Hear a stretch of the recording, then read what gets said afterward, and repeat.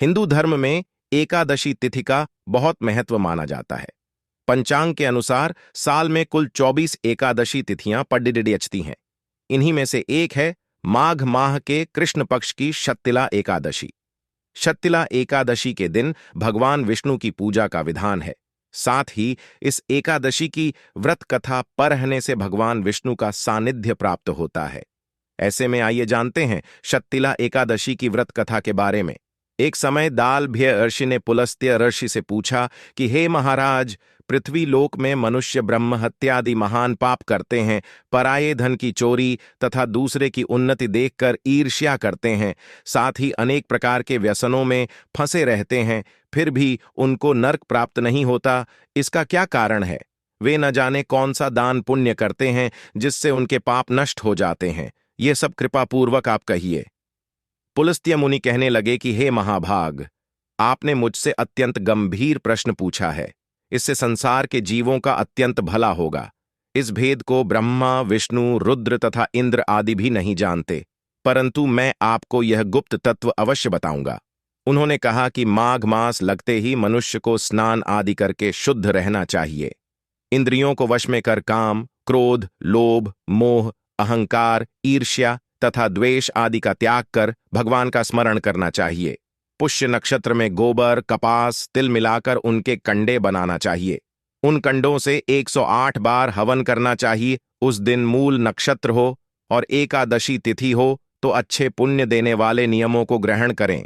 स्नानादि नित्य क्रिया से निवृत्त होकर सब देवताओं के देव श्री भगवान का पूजन करें और एकादशी व्रत धारण करें। रात्रि को जागरण करना चाहिए। उसके दूसरे दिन धूप दीप नैवेद्य आदि से भगवान का पूजन करके खिचड़ी का भोग लगाएं।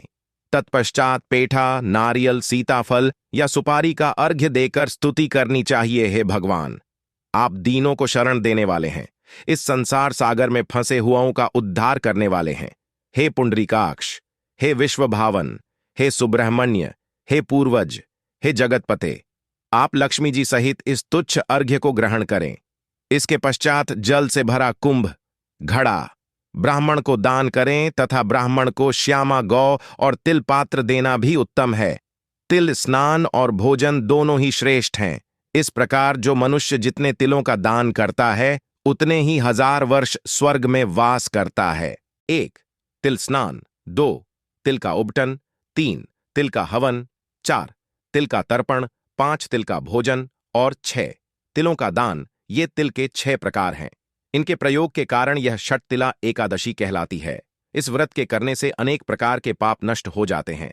इतना कहकर पुलस्त्य ऋषि कहने लगे कि अब मैं तुमसे इस एकादशी की कथा कहता हूं।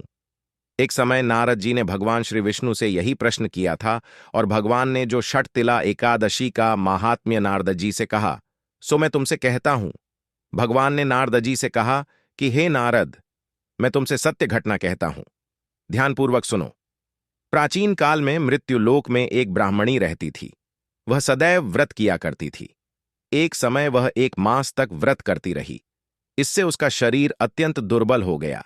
यद्यपि वह अत्यंत बुद्धिमान थी, तथापि उसने कभी देवताओं या ब्राह्मणों के निमित्त अन्न या धन का दान नहीं किया था।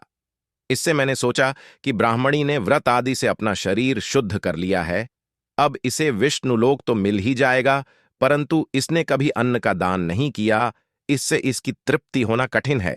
भगवान ने आगे कहा, ऐसा सोचकर मैं भिखारी के वेश में मृत्युलोक में उस ब्राह्मणी के पास गया और उससे भिक्षा मांगी।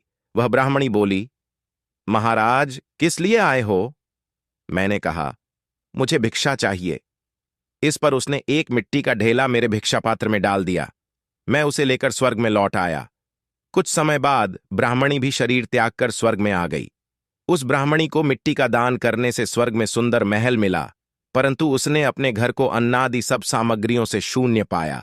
घबराकर वह मेरे पास आई और कहने लगी कि भगवन, मैंने अनेक व्रत आदि से आपकी पूजा की, परंतु फिर भी मेरा घर अन्नादि सब वस्तुओं से शून्य है। इसका क्या कारण है?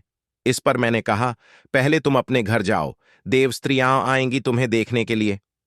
पहले उनसे शत्तिला एकादशी का पुण्य और विधि सुन लो, तब द्वार खोलना। मेरे ऐसे वचन सुनकर वह अपने घर गई। जब देवस्त्रियां आईं और द्वार खोलने को कहा तो ब्राह्मणी बोली, आप मुझे देखने आई हैं तो षटतिला एकादशी का महात्म्य मुझसे कहो।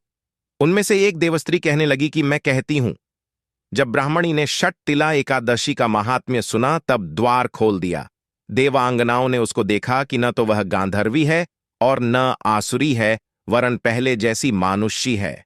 उस ब्राह्मणी ने उनके कथनानुसार षटतिला एकादशी का व्रत किया।